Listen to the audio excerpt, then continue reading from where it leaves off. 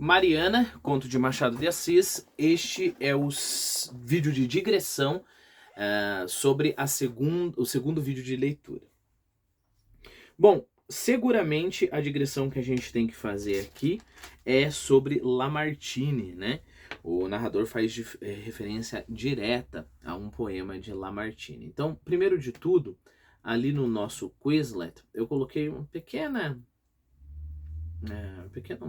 nota sobre Lamartine, né? Primeiro, ele viveu de 1790 a 1869, então não é tão antigo assim, em referência ao Machado de Assis.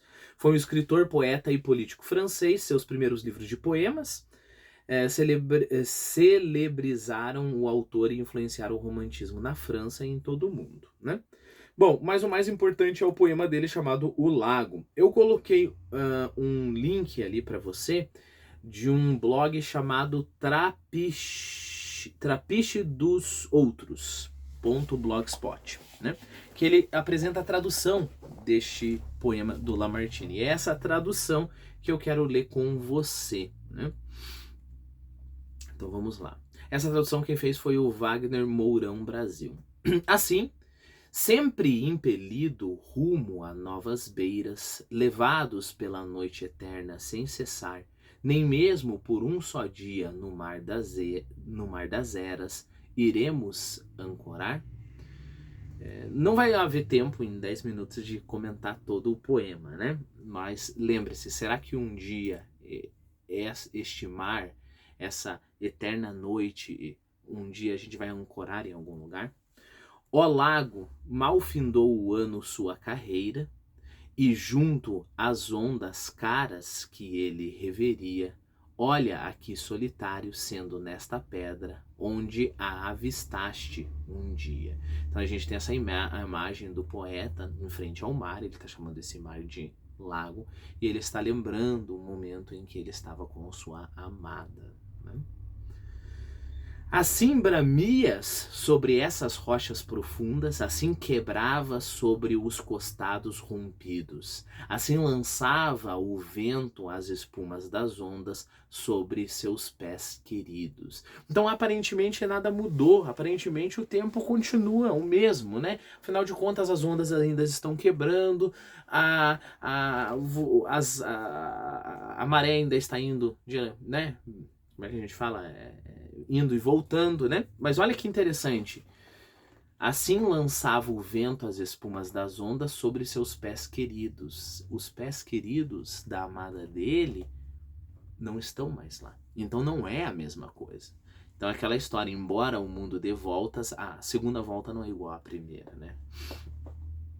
Numa noite, não lembras? Ao irmos calados, não entendemos ao longe, entre o céu e as ondas, o ruído de remos batendo, ritmados, tuas águas eufônicas?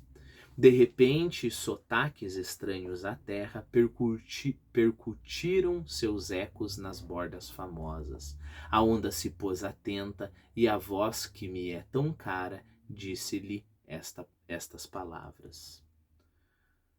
Então perceba, alguém está vindo buscar a moça, né? E ela vai para muito longe.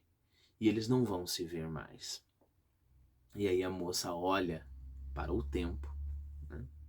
Entre aspas, e diz o seguinte: ó tempo, para teu voo, vós horas propícias, findai vossa influência, deixai-nos desfrutar as fugazes delícias do nosso melhor dia. Muitos desventurados daqui vos imploram, flui, flui por eles, com seus dias levai os zelos que os devoram, esquecei os felizes. Olha que bonito que ela está falando.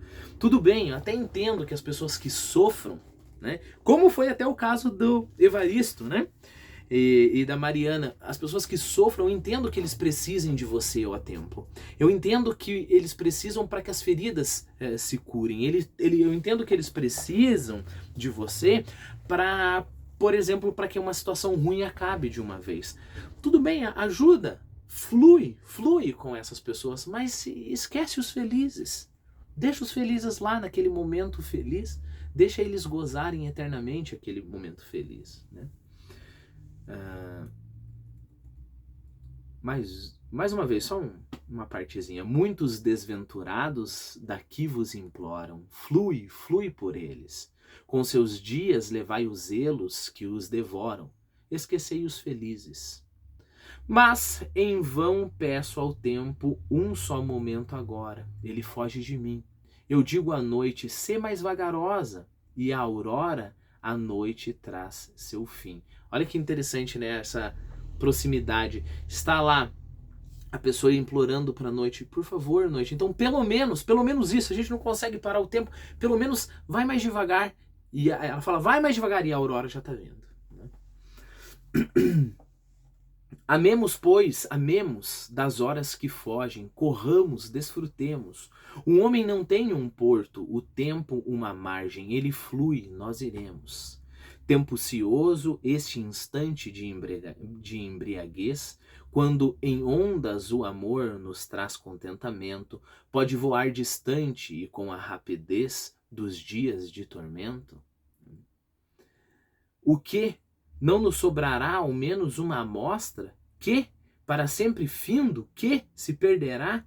Esse tempo que os doa, esse tempo que os frustra, nunca os devorará? Eternidade, nada, passado, ermo, abismo, que fizeste dos dias que vós desgastastes?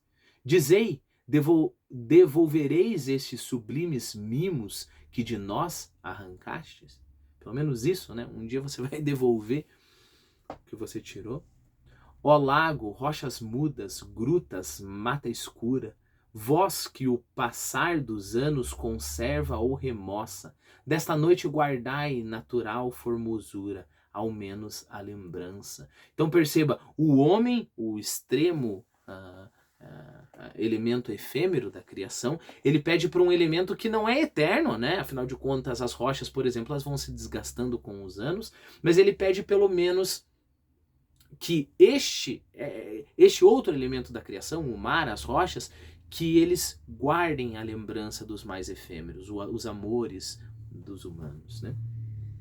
Com tuas tempestades, tuas quietudes, belo lago com tuas encostas risonhas, com teus negros pinheiros, tuas rochas rudes, suspensos sobre as águas, que esteja com o zéfiro que freme e vai-se, com os sons que de borda a borda repercutes, com a lua de prata que te aclara a face com as suas claridades. Que o vento em seu gemido, o juncal que suspira, que os aromas ligeiros que os ares perfumam, que tudo o que se ouve e se vê ou se respira possam dizer, se amaram. Desculpe a minha leitura apressada, mas eu tenho exatamente 10 minutos, senão eu não consigo postar em algumas redes, né? Mas deu para pegar o gosto da coisa. É claro que eu aconselho você a voltar ao blog, que é essa tradução, ler novamente com mais calma, reler, é assim que se deve ler poesia, né? Inclusive tem uma outra tradução do José Lino Grunewald, que talvez em alguns aspectos seja até melhor que essa primeira tradução que eu li para você. Então fica aí a dica para você ler também a segunda tradução.